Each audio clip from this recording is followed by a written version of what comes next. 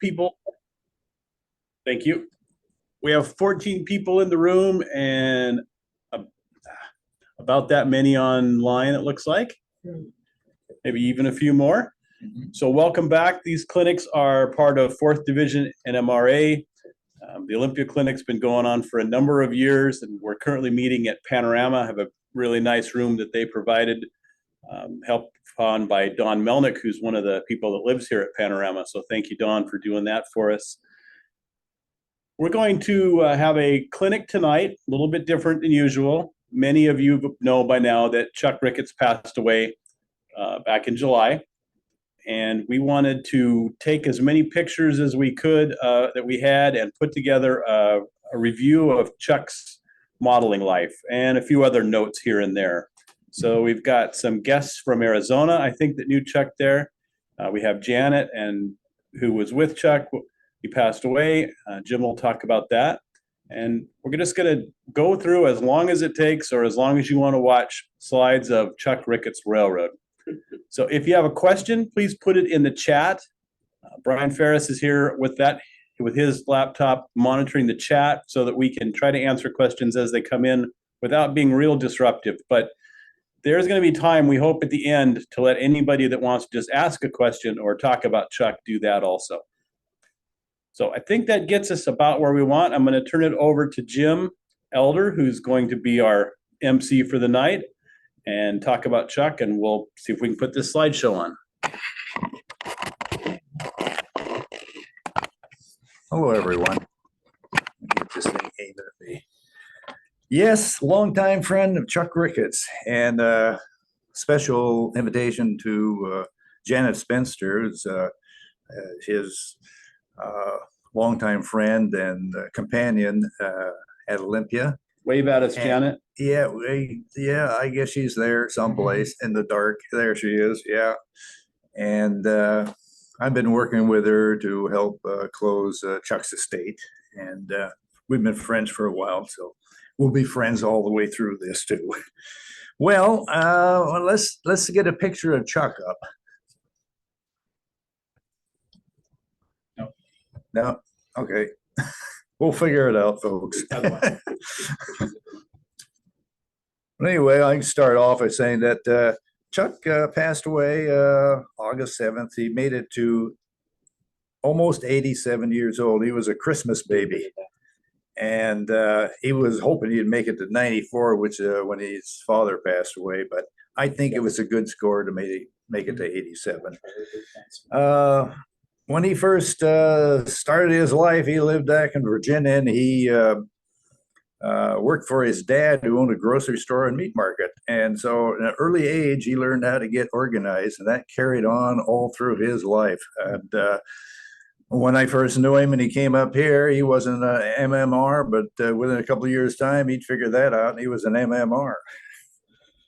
And but the people in Arizona, where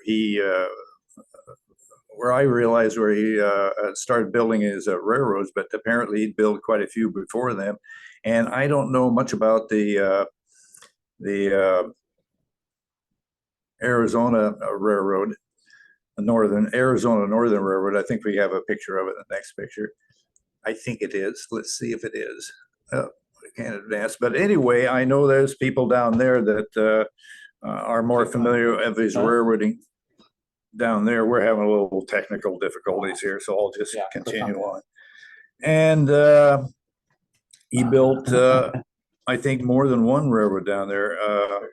But he traveled with his wife at the time, Barbara, when she was discovered that she had cancer. They lived in Pasadena, California at the time, and he was doing some instructing at Pasadena College as a technical arts instructor, called technical theater arts instructor.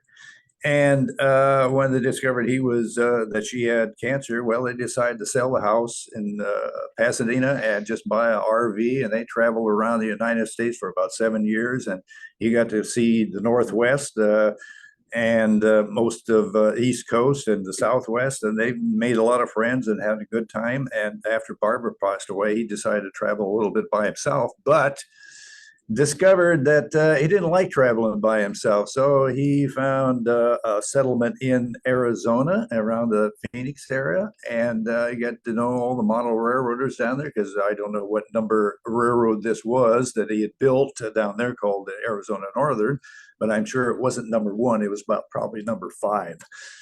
And I never did see it. And but there are a few pictures that followed here. Go ahead. I don't know if you can see them, but you can see it. It filled out a 2-car garage, and there's some large structures inside. So it was pretty ornate, and I guess they had operation quite often, more than once a week. So Chuck could tell me at times. And one of the signatures on there, just above the lower pictures, is Bill Summerfield. You can go ahead to the next one. Yeah. And that's him on the left there. And that's Chuck in the middle, and that's me. And we're standing in front of the Griffith Park Observatory down in Los Angeles. And that was during the 2013 narrow gauge convention that we attended down there. And as we discovered, model railroad Chuck was not only fun to build, but it was a social event to him. The faster he could get people together to do things together, the happier he was. Okay. And here he is in front of that big Atlantic engine that's also down at Griffith Park area. And when I got it, when he came up here in 2008 or 2007, was about the same time that I moved from on the west side of Olympia to the present place where I'm over by the Capital City Golf Course. And it turned out, after Chuck moved into the area, he'd been here about 5 months before me, that he was not going to come up here with his wife, Glenda, new wife, Glenda, that wanted to move up here because her health was kind of failing a little bit. And she said, please, I don't want to go up to the northwest where my family is. And he agreed, as long as he could find a house with a basement. And he tells me it was a little bit of a struggle up here to find that type of feature. And he did find one. And as it turned out, it was just on the other side of the fairway from me. So it turned out I was a handy subcontractor walking across the fairway. I don't know how many times to help him build his SS&S. And right here, I introduced him, but since he liked sailing too, we were at the Tall Ships Convention 2008 in Tacoma, and we're on the back end or the fantail of the Virginia 5, which is a boat that you probably see quite often down here during the harbor days. Go ahead. Okay, here we go with the SS&S. Well, before he even arrived in Washington, he had something in mind. And actually, the basement area that he did receive was a little bit larger than he envisioned, but he was happy to accommodate that, and he expanded nicely and fastly. And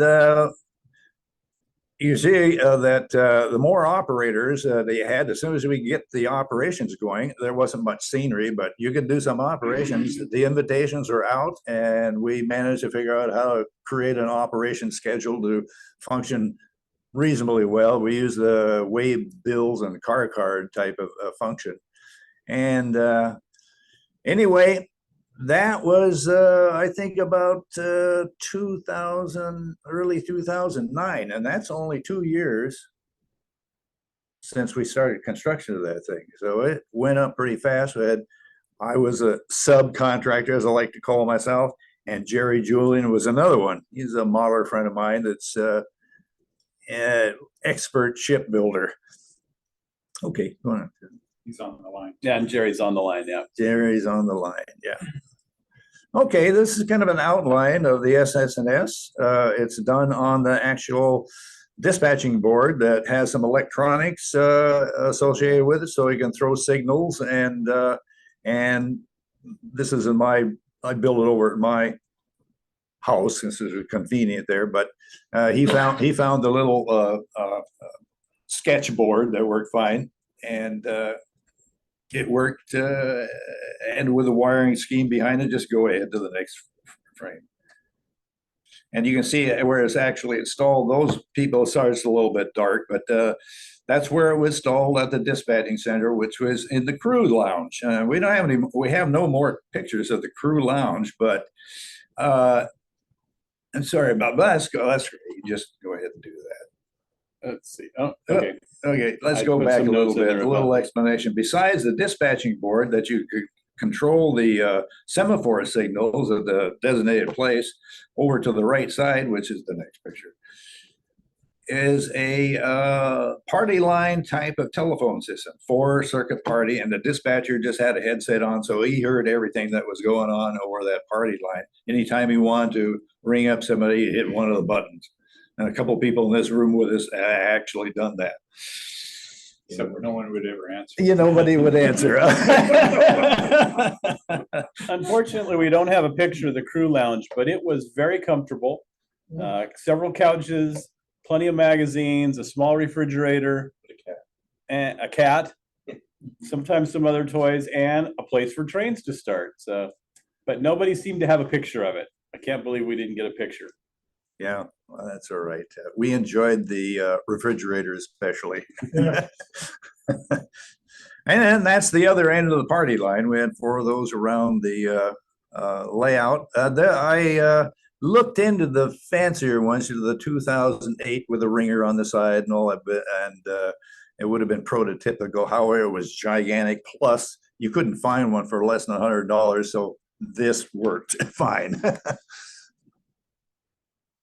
Okay, and there's one of the semaphores right there in front of the little place called Elder, which was operated via a tortoises underneath the layout. And a little button would just basically, on the dispatching panel, would just basically change the polarity of the tortoise, either raised it or lowered it. And in the background here is something that he tried that with that buildings in the background, he was going to try a depth perception feature, larger depth of perception feature. So what he did is he put HO scale building in the background and set a little bit, and then he put shrubbery and whatnot around it. So it gives you the impression that it's a lot deeper than it really was, only 6 inches away. There was also a little flashing light on the top of the train owner signal that wasn't prototypical, but it was to get us that weren't paying attention when the dispatcher wanted to talk to us. That very seldom worked as well. Nobody paid any attention to it. And a buzzer in Morse code. Yeah, right. Okay, there's an announcement that we've already covered, right? And unfortunately, but really enjoyed it when we had it there, and there was a lot of conversation that happened that wasn't actually part of operating the railroad. Okay, first stop is Shelton. Through the wall, right underneath the little airplane there is the access to the staging yard that was Saracen in the cruise quarter. You can see the artwork that Chuck did in the background, which is the painting work, and all the lower area is cut out pieces of paper we just slapped up there, and the less attention you pay to where you put it, the better it looked. So, and some of the buildings in the area are, well, you'll see more buildings in the area, but I want to mention that airplane since Bob is on here. Bob Staley, my friend in Eugene. Well, he's an airplane, a boat, and not so much train, but he's been building since he was about, I don't know, 7 or 8 years old, or maybe earlier. But he had an airplane that would work for this era, which is just the turn of the century, which was 1900. And that aircraft is a Boulot, first aircraft that flew the English Channel. And a funny story about that is, it sat like that for about 2 years, and I received an envelope in the paper, and I opened up the envelope. It was from Bob, and I realized what it was the minute I look at. There is no vertical tail on that thing. It was a vertical tail. So, okay, let's go to the next picture. Okay, the turntable, right? It was The turntable was a kit, but as far as the pit and the mechanism was not so, and we didn't have a gallows type of feature, that really makes it toggle from one track to another. So it was a lot of playing, and it worked reasonably well. The few people that did it, if you play a little bit, let a little right, it worked fine for you. But it was fun building the thing. And that's the engine house. And this is one of the kits he came up with that was, I think it was laser cut, but it was just the framing. So you did anything you wanted with the outside of it. And I used popsicle sticks on the thing. And of course, the roof is paper roof. The Clever Models roof really looks nice. You just got a lot of cutout paper, paper cutting, and but it works very well and very attractive. Those ventilators are all paper. Yeah. Okay. And that's the reverse view, kind of looking towards the business area of Shelton. Then you can't quite see it, but the area way in the background is called South Seattle, which was a terminal for the ferry line that we created after the major part of the railroad was like, let's go. Let's go back. The one thing here to notice is the standard gauge locomotive right there. So that was the standard gauge interchange at the freight house that he had managed to squeeze in there next to everything else that was going on. So really nice scene. Okay, that is something that I just made up. I don't know if it ever would have functioned in reality, but the idea was to load it with coal and throw it in the tender. Okay. All right, there's the transition right, yeah, from the standard gauge down to the narrow gauge. And you can see the houses on the right there, they're all paper. The houses on the left, they're plastic. And frankly, the paper ones look just as good as the plastic, in my opinion. And you can get an idea what the background looked like, what you can do with just paper cutouts. Print it out on a piece of paper and cut it out and slap it on the wall. Okay. And here's another view. There's something I wanted to mention here. Way down at the end of the street, where the tall trees are, after we got to know Greg Wright a little bit better, said, we need a fire engine house with a ladder truck and horses and all that business. So we put that in. Okay, and the station is scratch built by Chuck, and my only job was put the shingles on and light the thing, but they did a really nice job. And that thing is at least it's 14 inches probably long. And you can see the train owner signal there. Right. And you can also see these little plastic squares that had numbers on them for the switches, so that you could easily find on the fascia what switch you were trying to throw. Okay, how do I get that to go away? What's that? Oh, like this. Okay. All righty, that is the just like it says, a blacksmith shop, and it's another kit that he came up with, and the only thing I did different was I moved the door over to the side instead of the end, which made a much nicer presentation on the railroad. And of course, you want to see what's going on, so you never finished a roof, so people can peek down the thing and see what's going on. Okay. And that's Chuck's construction of his laundry house.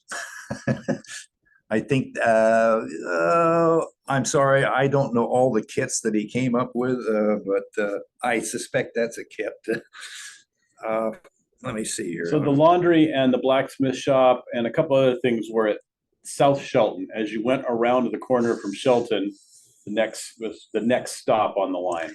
Right, and this is looking back around the turn from South Shelton through Big Daddy's warehouse. You'll find knowing Chuck, since he had a theatrical background, he liked to make references to history and people. And Big Daddy is Burl Ives in on a cat on a hot tin roof. That's it. And Yeah. there was a cat on the hot Yeah, tin and there's roof. a cat up there. Yeah.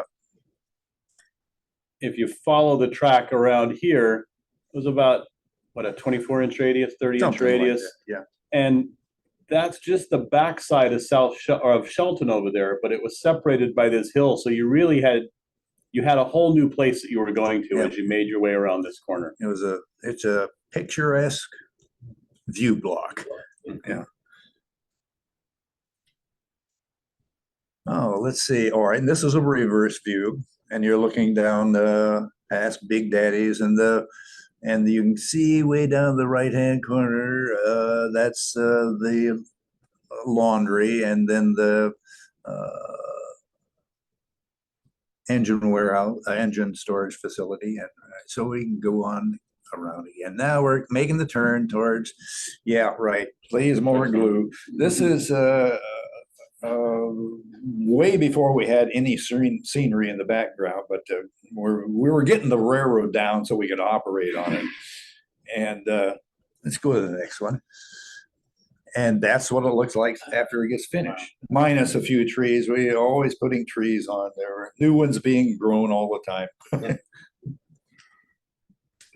Then we get into Sherwood. This is one of the major places where we had something that Chuck liked to call was removable loads. Movable loads, you had to do something. You just didn't deliver. You had to do something with it when you got there, dump the logs or rocks or something. And next picture. All right, there's another angle of it. There's the Jill poke that's right there that we use to unload the logs into the logging pond. And with a little technique, you learn how to get it without throwing the whole car and everything else down the hole.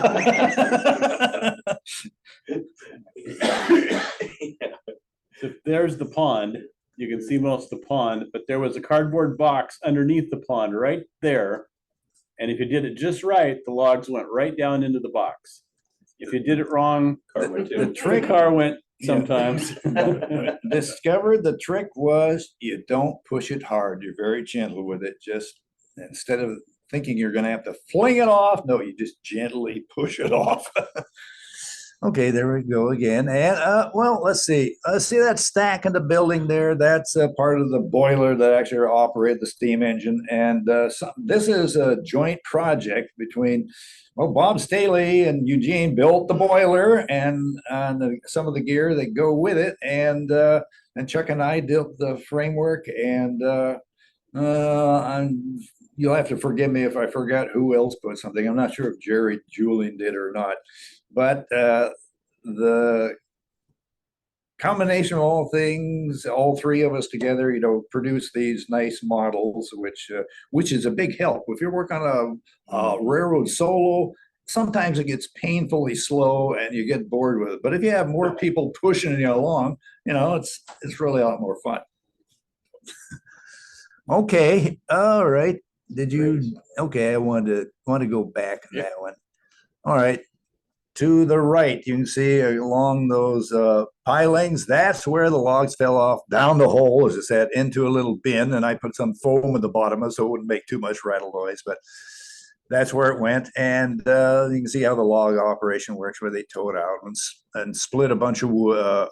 Those are all cedar, not cedar, but rhododendron out of my backyard. And they produce some really nice texture if you're just patient and cut a lot of it away. Okay. And there's the milling deck right there and some logs right by the saw. And you can see some of the mechanism that used were all purchased, all part of a kit that you could use. The belts they didn't have. So I just used some paper bags and it turned out to be just fine. Okay. And a closer view of the double husk that we had for cutting. And okay, go ahead. And here's some lighting added later. And I see that's not many, and we had a lot of people on the bill that I didn't get a picture of. But anyway, most of this was built in the garage, and we built it on a platform. So all we had to do was set it in place once the building was 99% completed. Okay, another view, and it's populated with some workers in there, and that building to the right is basically the lumber storage area after it's been cut.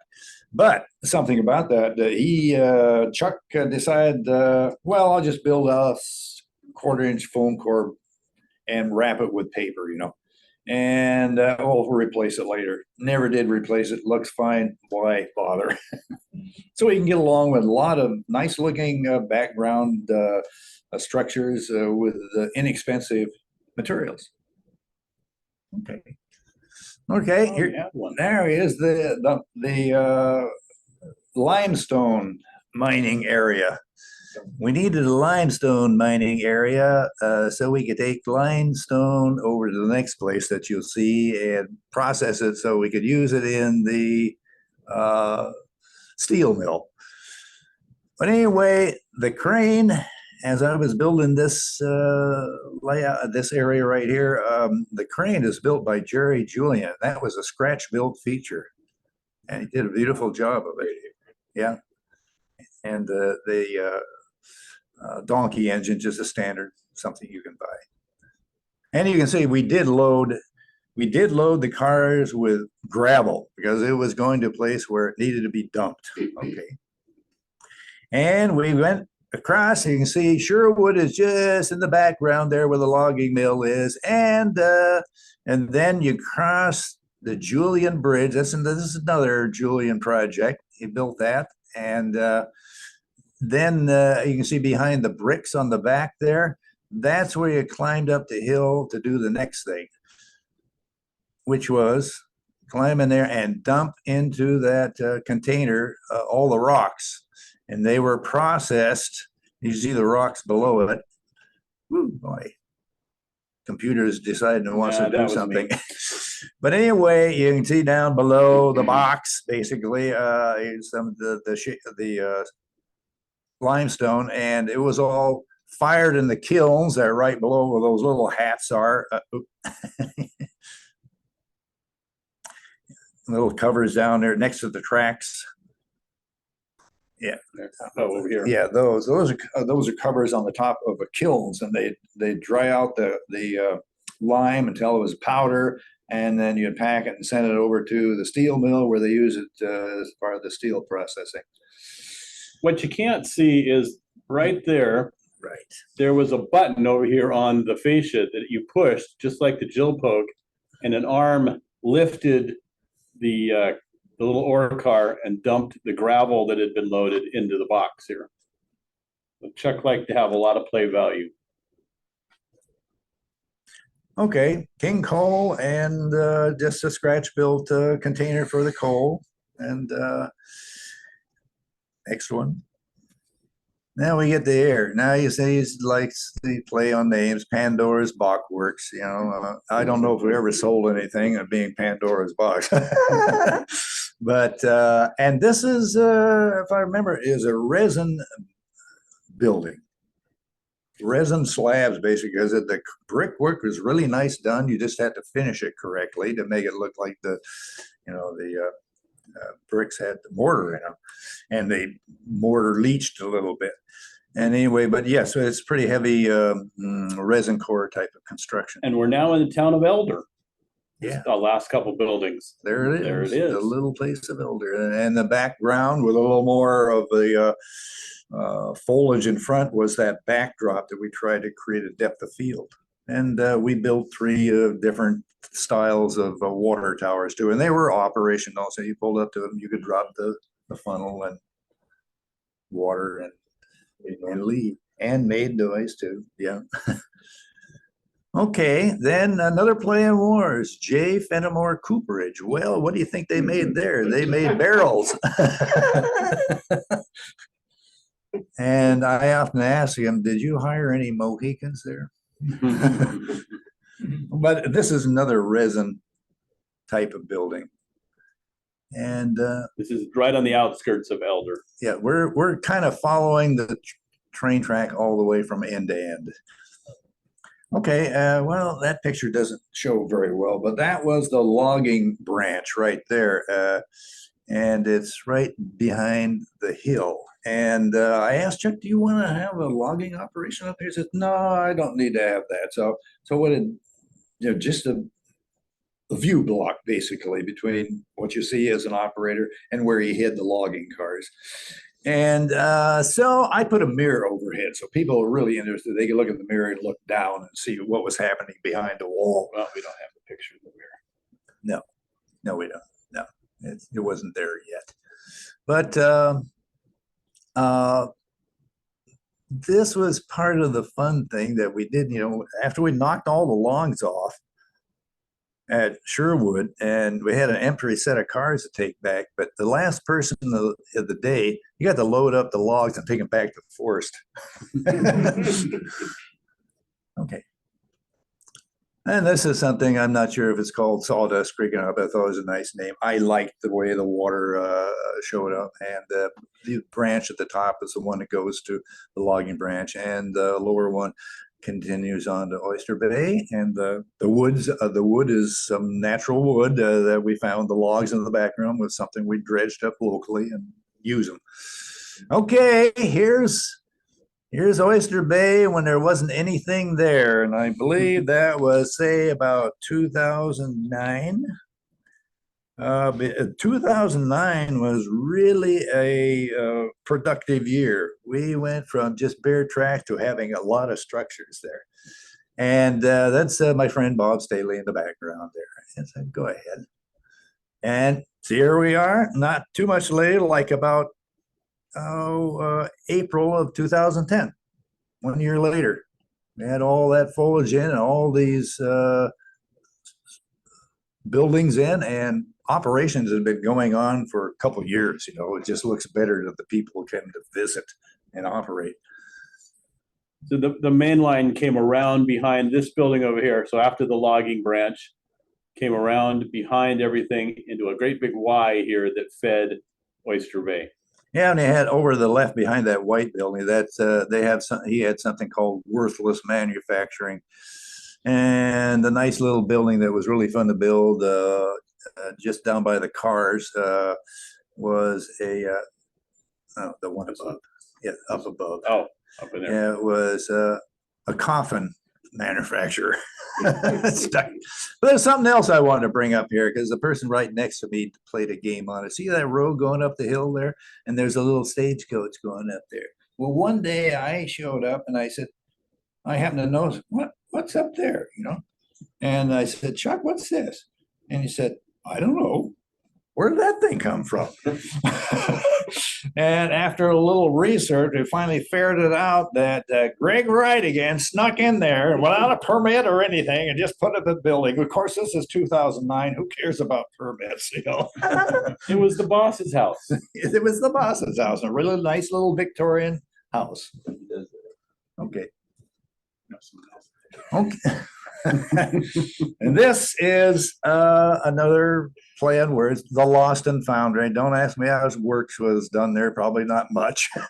But anyway, this is where some of the limestone went, lime powder. And this is part of the Y that you made a turnaround at Oyster Bay. Okay. And a little more of it with the water tower that is there. And let's see, this was a Y you could operate from both sides of the railroad because you had to. And usually the yard master would handle it from this side, and the operators of the route or the strings of cars coming in would operate from the other side. Okay. All right, some more of the structure. You can see way in the background, there's Elder and the Pandora box and we didn't stop off and take a look at the power plant, but it's there. And Cooperage is right behind the lighthouse. And the lighthouse is another project, a scratch build by Jerry Julian again. And Chuck and I both made all the buildings you see in the foreground, a combination of things. And that building right there, right underneath the lighthouse, is the first building that Chuck built. And it was a beautiful thing. It was a combination of brick and stone. And that was, as he called it, the Olympia Brewery.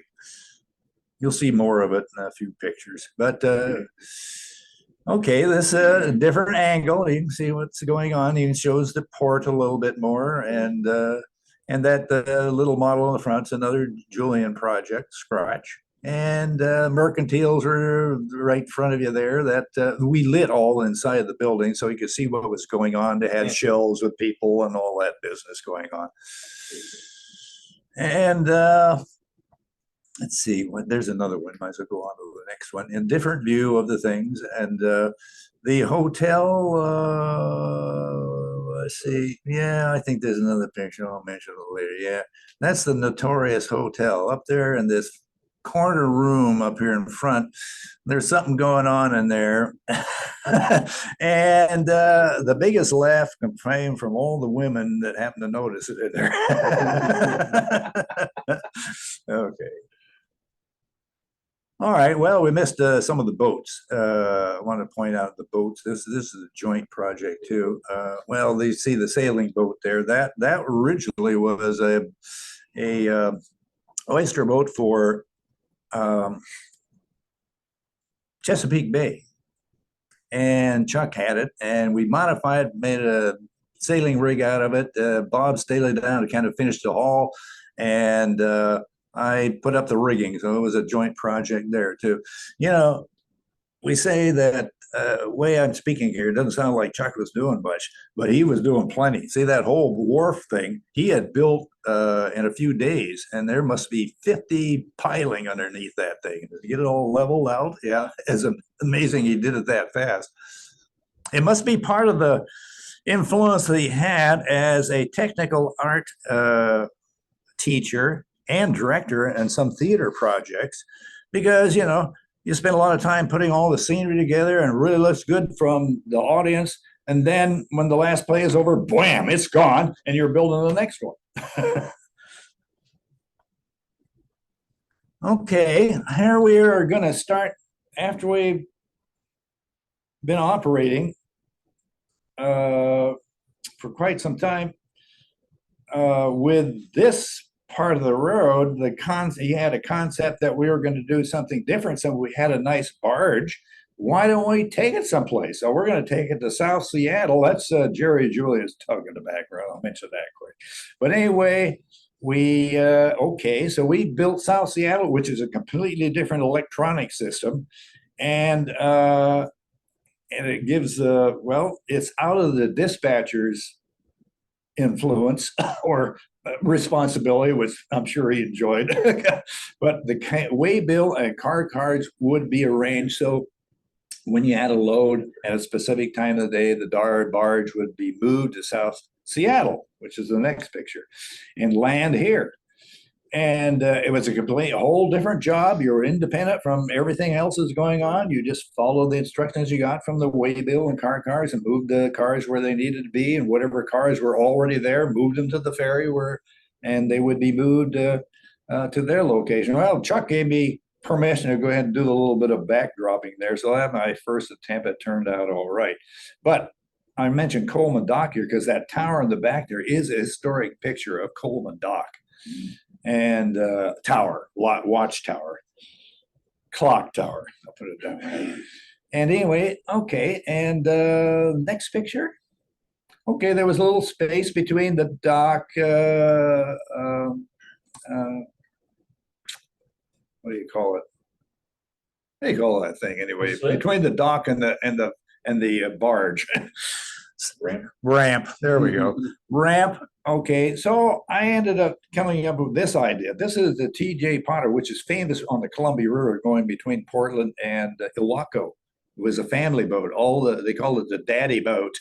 All the daddies left down the coast and went into Portland to work during the week. Came back in the end. But the only deal was it was going the wrong direction. So I flipped the picture in reverse and put it up there. But on all the necessary barrels and things in the front ground, really, it turned out to be pretty good, even though it's just black and white.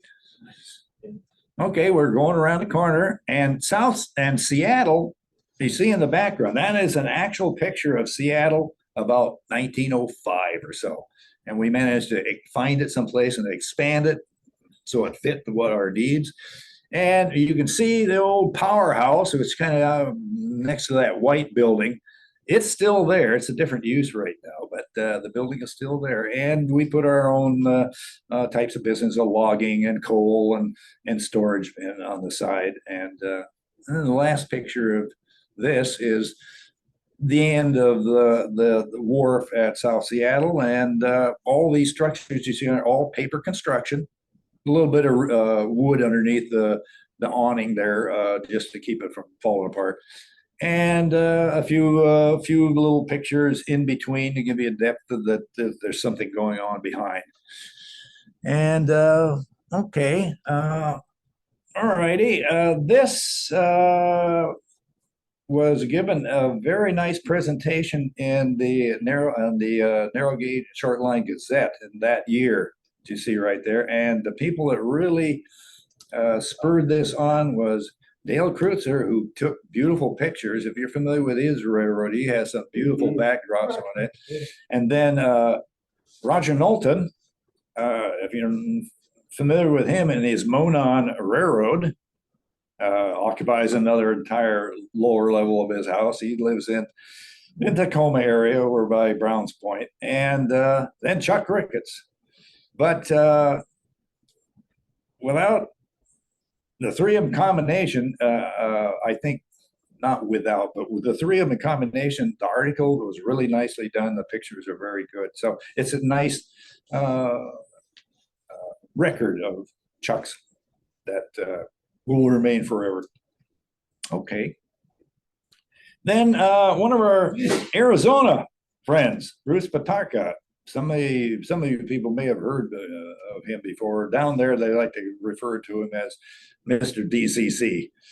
And he did a little short on his VMO. Yeah, I don't know if you heard of it before, but use that combination right there and you'll go to it. It's a little short presentation, about 2 minutes or so, about the SS&S. And it's quite clever. If you get a chance, go ahead and take a look. Now the next production. Yes, the Baja Sienna, or as I like to call it, the BS Railroad or BS line. Well, what happened? Why are we building this thing? Well, Chuck got tired of the neighborhood association where he lived, and wife Glenda had passed away since then, and so he had met Janet, and Janet lived over in Tumwater, so he wanted to move over by her. So he managed to find somebody who wanted to buy the railroad included in the house. And that's kind of an unusual situation. Ever I've heard, well, it's time to tear down the railroad. We're going to sell the house. Well, it didn't happen this way. And so all I can say is he had a railroad and he managed to sell a house around it.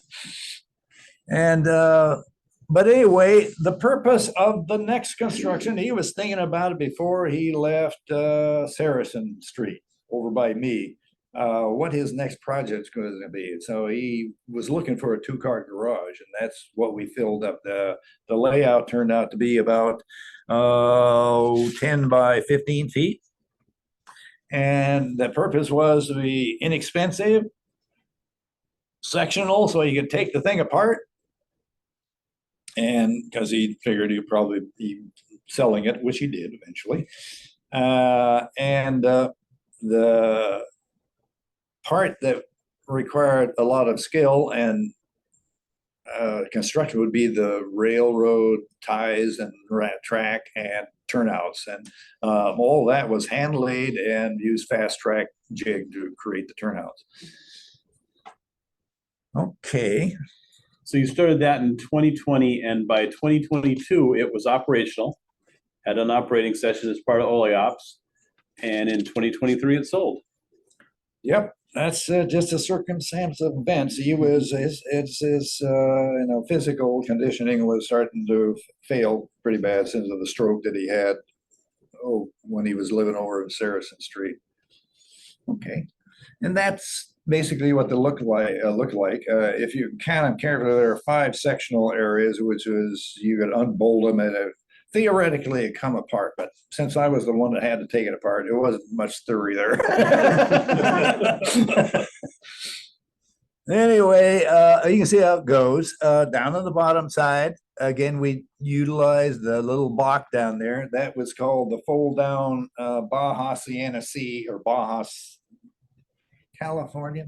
Sea of Cortez. Sea of Cortez. There it goes. Sea of Cortez that we folded down to give ourselves some room to work around when we weren't doing anything on the railroad, operating the railroad. But that was also a jump off point that went to something that's called a battleship, or another, it's a transfer place where you can take the barge and interchange your cars, whatever you want to do for the next load. Then they moved down to the staging area right here, and cars or trains were built and they were sent around the railroad. And there was a mining operation just above it there, above the E. That was about 8 inches above the level, as you'll see in the next picture. And you went from there all the way down to the mine processing area, which is that big rectangle right there. So that was a second route of the job by itself. Then he had a third route that was over on the other side, which is the village area. There were a lot of different businesses that satisfied our need to move cars. Okay.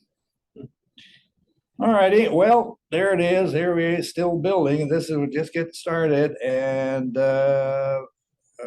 open the door, cut out all the pieces, drag them in, and start bolting them together. Most of the structures were made from 1x2s, 1x3s.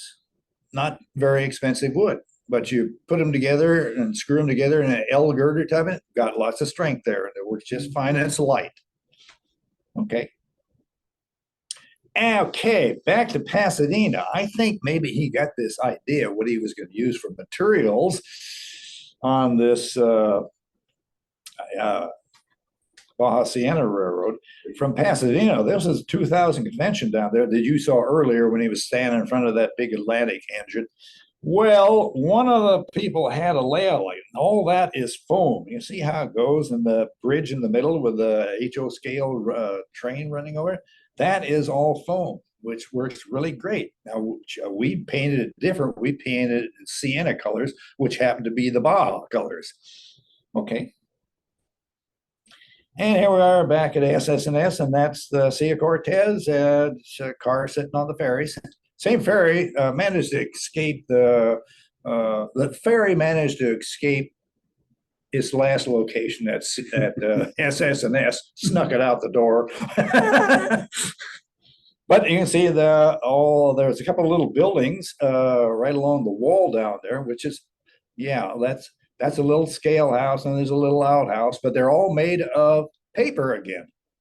About, we printed out on, 40 or 60 weight paper and fold it up.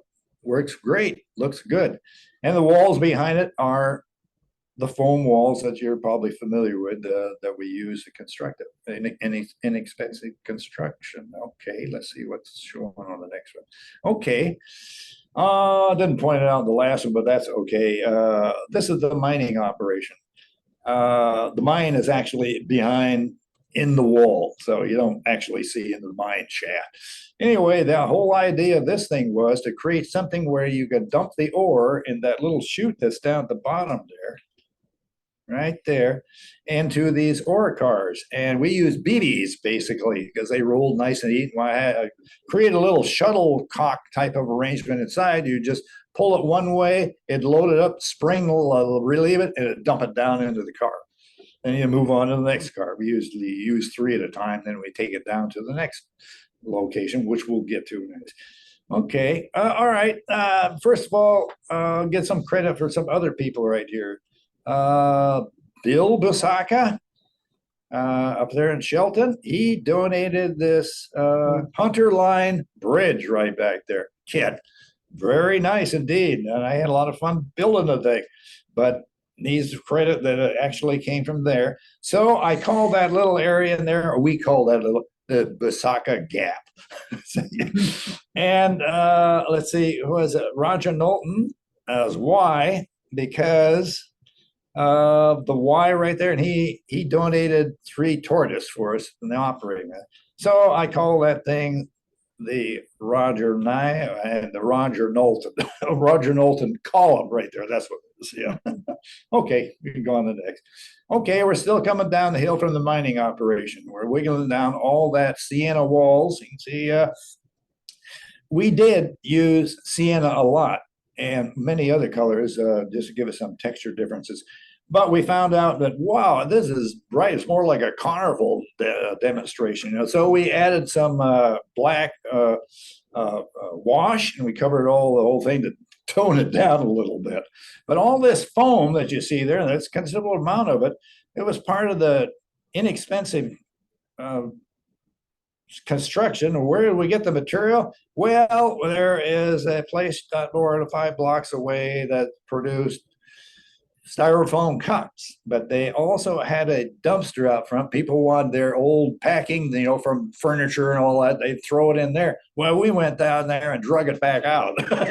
We cut it all up with hot knives and everything, and it created this. It was interesting. It turned out really well.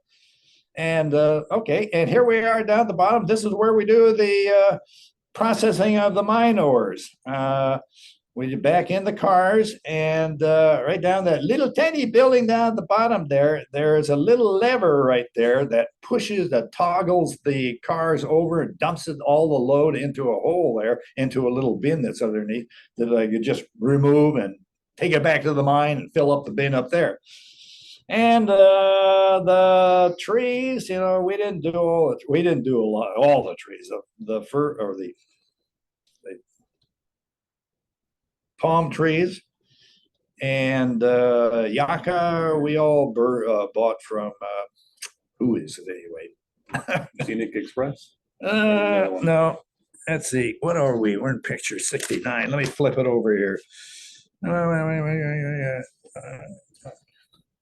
Well, that's all right, I guess. But there are plenty of resources out there that offer these type of things, and it's a lot faster to try to build them yourself. And they look very nice.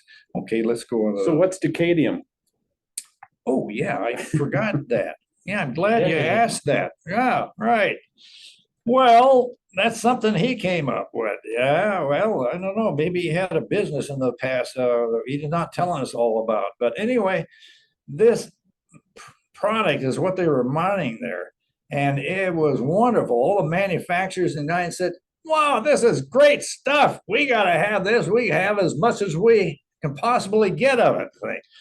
So what happens is they add a little bit of this decadium to their product. And sure enough, one day after the warranty is void, it fails. That's decadium. All right, here's on the other side of that wall you were looking at. This is the village. There are various little business like we produce tequila in the small building that you can see with the arches. And then there was a storage shed and an ice house, and way down at the end there's a hotel. There might be another picture here. Yeah, all right, there's a little closer view. Well, you can see some more rhododendron wood blocks there, but the little hump in the background is where they take the piñas, and the piñas you get from and they chop them up and they bury them in there and they cook them for about 3 days till they all soften up. And then they take, I didn't get a picture of it, they usually take it out and historically take it all out and put it in a grinding mill that a little burro drags the stone around and grind it up until it's a pulp, and then they distill that. They take the pulp out and they cook that and distill for their mezcal. It's not tequila that to turn it from mezcal to tequila, the way I understand it, you got to refine it a little bit more. But I understand that the mezcal has a lot more flavor.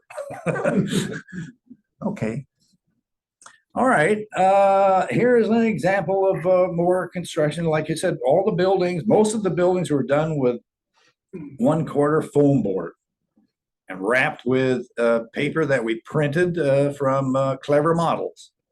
Just the scale right, and print them out and just wrap them around.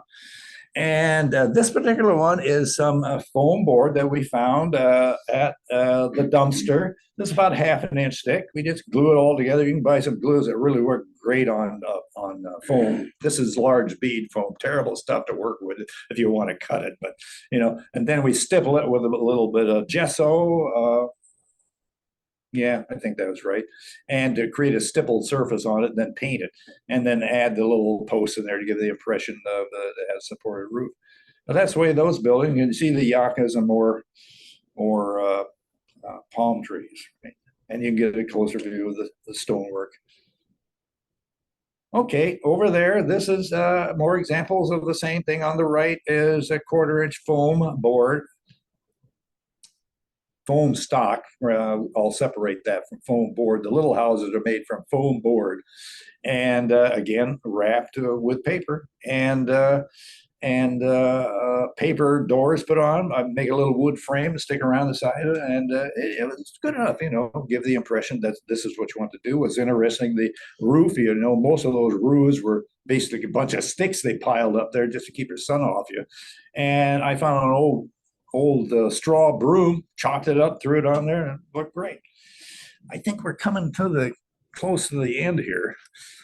Yes, well, then came the time when Chuck had to move again, or they wanted to move again. Chuck's health was deteriorating quite a bit, and he wanted to move into a common house, which they did, over by the Tumwater High School. Nice place. And they shared expenses there, and that was, gosh, I can't remember, not too long ago, 2002, middle of 2002, something like that, yeah. And this is just a picture of me trying to break it up during those or along those sectional lines where it was supposed to be broken. It didn't destroy too much, but Paul and Nancy now have it up in Seattle, and hopefully they've got it put back together. They managed to get it down their basement. It all fit into a 20-foot van, no problem. And they called me in the evening and said they got it all down the basement just fine. So that's good. So this railroad had a good finish to it. It's just going to be used by somebody else. Okay. All righty. And this is the last car, the little combine that see on the left there, passenger caboose freight, I guess you call it, that he created by himself. And he was having a lot of trouble with his hands, but he managed to get it done.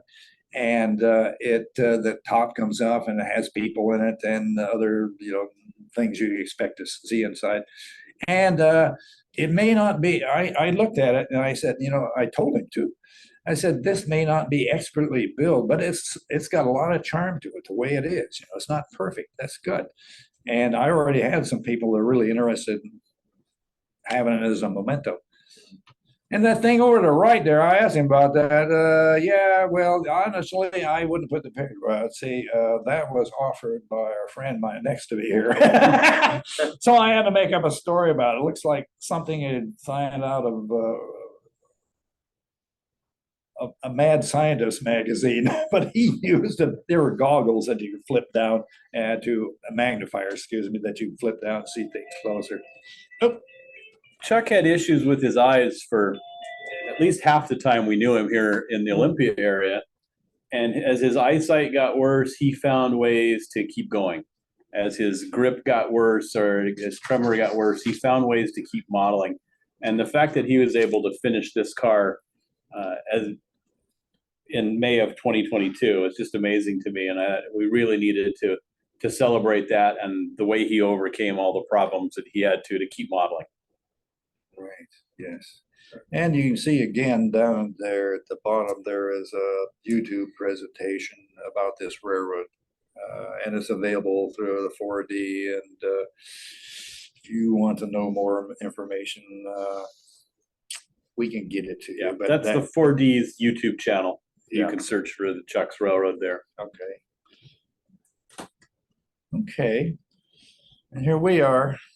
This well, I was going to add Janet to make this presentation, but it's too difficult to do it with the arrangement of electronics we have here, so I'll do it. There's going to be a celebration of life at Janet Chuck's church, which is the Olympia Unitarian congregation, and there's the address right there. And that's not going to take place until next month, October. It'll be at 3:30. So everybody is welcome. And that's it. I think that's the end. And all I can say is it was my good fortune to be a friend of his. And I think a lot of other people in the Puget Sound area feel the same way. And it was absolute plus that he was only across the fairway from me. So it was a symbiotic relationship. We created a lot of things together and traveled together. And I was fortunate to have him as a friend. He's loved and missed in Mesa as well. Tell him about the tiger. Yes. In his backyard. What was that? Tell him about the tiger in his backyard that he collected the golf balls. Oh, He had a big life-size tiger that he put in the backyard, and golf balls would land in his yard all the time, and guys would come running up there to retrieve their ball until they saw that tiger. Okay. And it changed their mind. I'll repeat that. He had a collection, he had bucket after bucket after bucket of golf balls. Yeah, yes, I can attest to that. Yes, I forgot about that So story. can you guys on the Zoom, did you hear that? Yeah. Yeah, you were able to hear? Okay, good. Okay. Brian, There you was s- one question Okay. about the new owners of the SS&S. Has anyone contacted them or kept in contact with them? Question was asked, what has happened to the SS&S? Has the new owners done anything with it? And the only opportunity I had to visit them was to pick up some mail that hadn't been delivered properly to Chuck. So I went over there and picked it up, and I talked to him for about 30 seconds. And one of the questions I asked was, how's the railroad? He says, well, I realize it takes 6 people to operate it. And that was the end of the conversation. I haven't heard anything since. Yeah, well, we all remember it. We can't do anything about it. We all remember the fun Did we you had offer with our it. services? No, I don't think so. 6 experienced operators. Okay. So it's been great to have this presentation. Thank you, Jim. We thought maybe some people might have some memories of Chuck or questions or recollections, and we'd like to open it up. So everybody that's watching on Zoom, you'll have to unmute your microphones. But if you know something about Chuck, you want to say something about Chuck, we'd really appreciate hearing it. I'll start you off. Okay, Dan? I'm That's who you here are. in Arizona. And that's where I first met Chuck and was one of the regular operators on the Arizona Northern. And then coming up a couple of times to Sound Rails, I was able to stay with Chuck.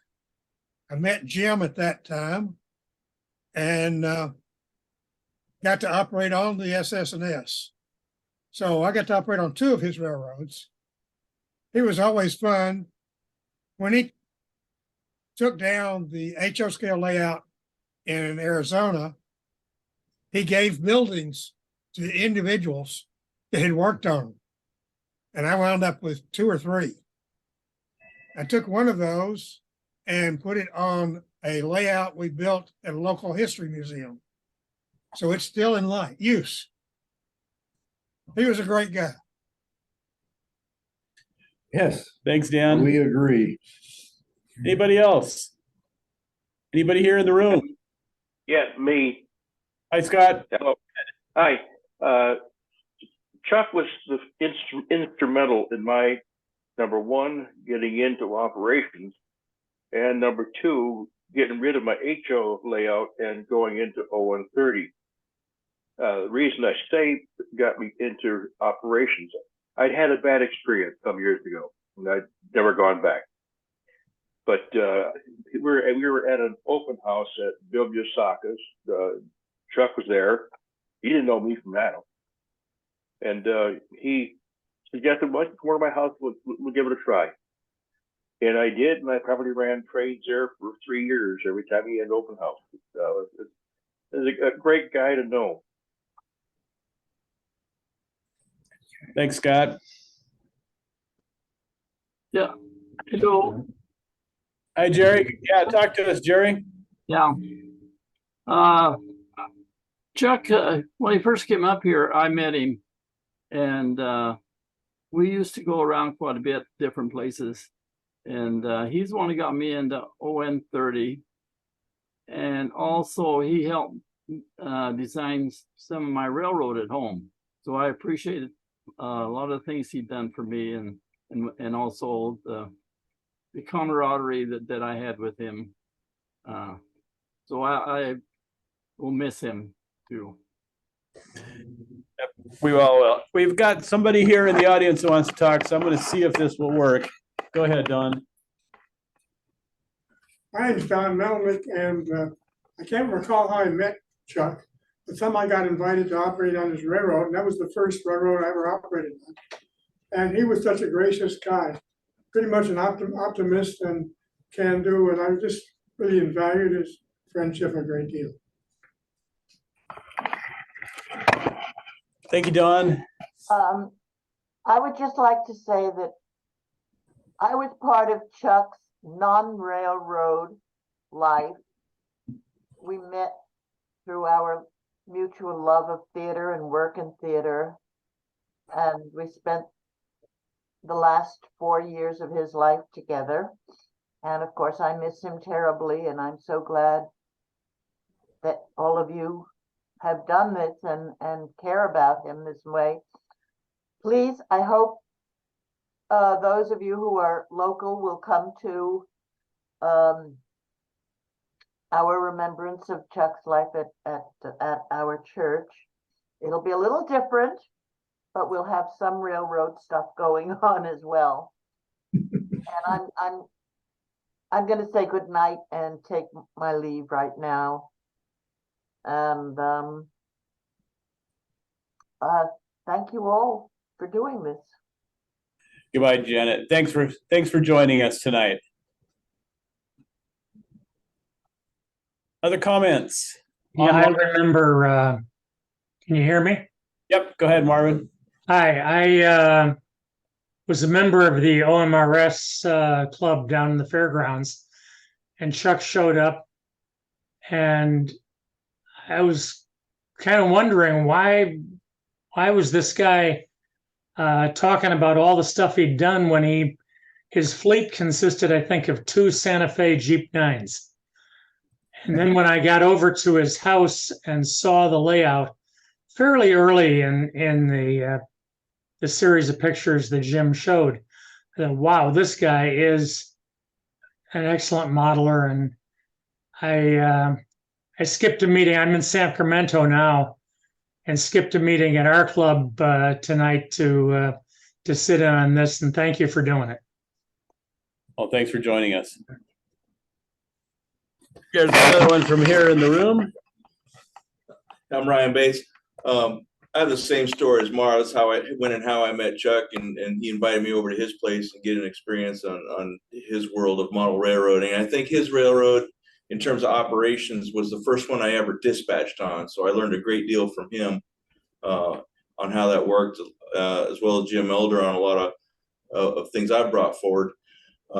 Also touching on something that Jim spoke earlier, how Chuck liked to get people together. It was at his railroad that through the course of operations and clinics and everything that we had, that I was able to reconnect with people that I operated with in Mississippi and people that I operated with in Colorado. Just total blind, being in the same place at the university at the same time, but it was Chuck's hobby and his hospitality that brought all that together, and I really appreciate him for that. I'm gonna miss him too.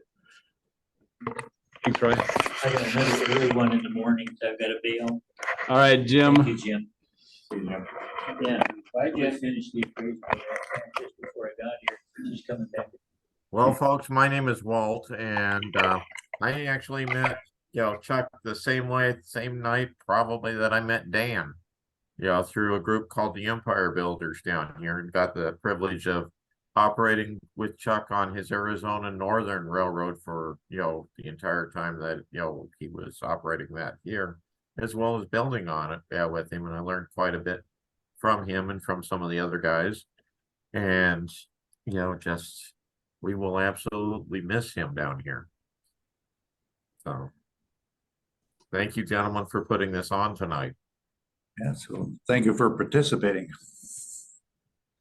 Anybody else? Tim Elder, thanks a lot for doing that presentation. It's a lot of work. You did a good job. I like it.